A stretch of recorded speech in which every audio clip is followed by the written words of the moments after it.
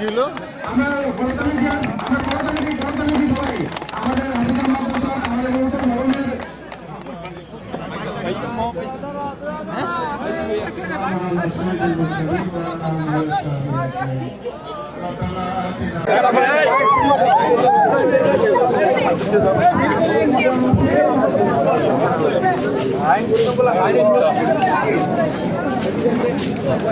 নির্বাচনগুলো নিয়ে কি ভাবছেন?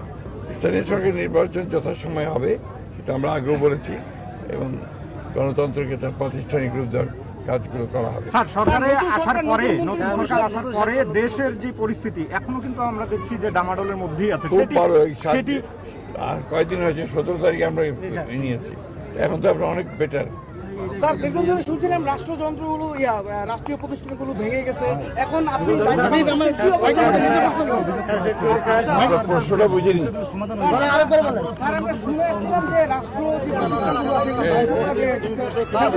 সেগুলোকে এখন আবার প্রাতিষ্ঠানিক রূপ দেওয়ার কথা কাজ করা হচ্ছে।